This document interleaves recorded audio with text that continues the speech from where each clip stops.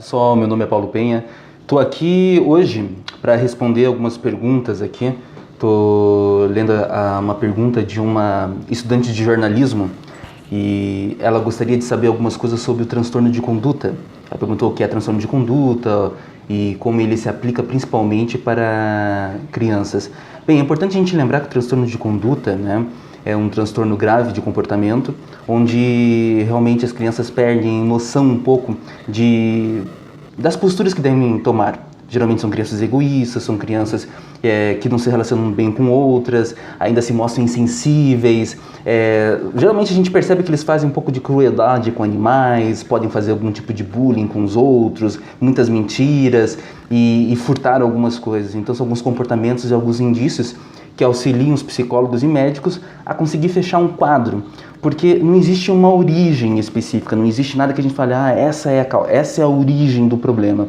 O que a gente tem são indícios comportamentais e, claro, há uma visão de pode haver uma predisposição genética, a gente vê casos de pais e mães que tiveram alguns tipos de complicações, mas a gente não tem uma definição clara de qual é essa causa, de qual é essa origem, mas os comportamentos é que nos mostram o que está acontecendo, confirmam um quadro, pode ter comorbidades, isto é, outras psicopatologias associadas à questão, e geralmente ocorre mais com meninos. Agora deixa eu ver a próxima pergunta dela aqui.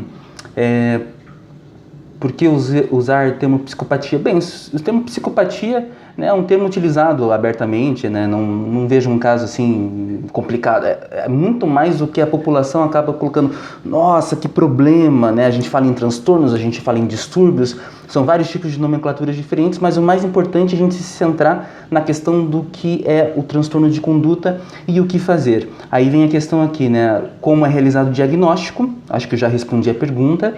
Realizar um tratamento psicológico é delicado quando se trata de adultos e ainda mais quando falamos de tratamento com criança. Como o doutor aplica o tratamento tanto com a criança como com os pais? Eu acho que é importantíssimo a gente ter clareza, mostrar para os pais realmente o que é o transtorno, mostrar a seriedade da questão, mas também que existem caminhos para a gente suavizar os sintomas. Infelizmente é um quadro que não existe cura, mas que existe um controle desses comportamentos. Então a participação dos pais é essencial.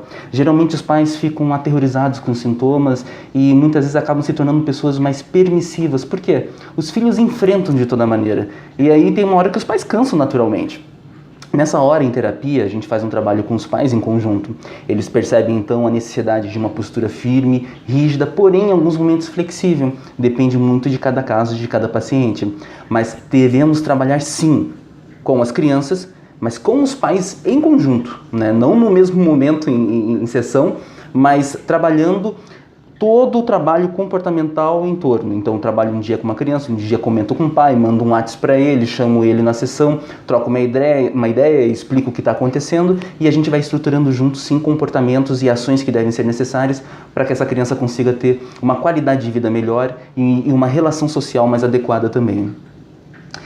Até que ponto a interferência dos pais no tratamento ajuda ou prejudica? Como eu disse, esse tipo de interferência direcionada em sessão ajuda muito, mas geralmente a gente tem pais que não aceitam muito a dificuldade dos filhos, não assumem que o transtorno de fato está acontecendo. Em outros momentos os pais também sabem que vai demandar muita mais energia, vai gastar muita energia, vai ocupar muito tempo deles e eles acabam muitas vezes por negligenciar nesse aspecto. Cabe a nós psicólogos, em muitos momentos, conseguir chamar esses pais e trazer uma clareza. Caso contrário, eles vão interferir. A gente chega, e é muito comum aqui no consultório acontecer assim, eu converso com a criança, ok, doutor, vou tentar mudar isso daqui. A mãe, doutor, pode deixar, eu vou ficar atento. Mas chega o pai, e o pai fala, tudo isso aqui é besteira, não precisa de nada. E aí acaba nada sendo feito. Isso é um problema que a gente acaba enfrentando e a gente precisa de ambos os pais, de toda a família envolta no trabalho terapêutico para que a gente consiga ter resultados positivos no trabalho. Deixa eu ver mais uma pergunta aqui. Até que ponto... Opa, esse já foi. Os dados sobre as doenças psicológicas que afligem as crianças são escassos. E realmente são escassos, né? O conteúdo é uma área ainda que a gente está tateando. Pode ver que a gente não tem aquele... fez um exame e saiu isso, já deu tal coisa. Então a gente está tateando muita coisa.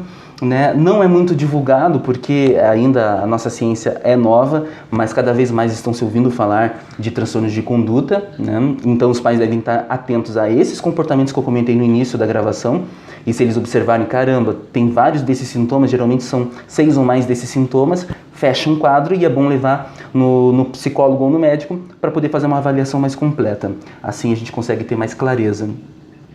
Deixa eu ver mais algum ponto aqui, né?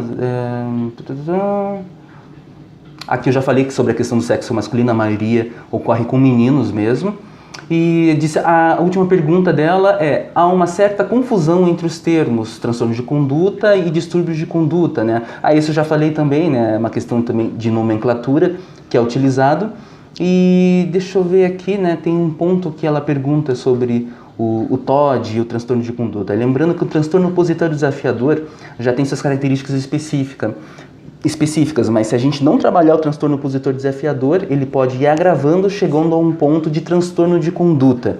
São subníveis, né? São questões individuais, mas que pode levar, assim como uma pessoa com TDAH acaba tendo uma comorbidade que é o TOD, e quem tem o TOD e não é trabalhado, pode acabar gerando assim um transtorno de conduta. Então a gente tem que perceber atenção nas etapas e o mais importante, tem alguma coisa que está saindo de uma normalidade, você está em dúvida? Isso falando com vocês pais, estão em dúvida? Consulte um psicólogo, analisem realmente o que pode estar acontecendo e tirem suas dúvidas. Às vezes não é nada, a gente tranquiliza, vem uma vez e vai embora. Mas às vezes pode ser uma questão muito mais profunda. Querem tirar uma dúvida, né? Escrevam aí, mande mensagem, mande um WhatsApp, a gente responde aí as perguntas e as dúvidas com a maior satisfação. Tá ok? Grande abraço, gente. Tchau, tchau.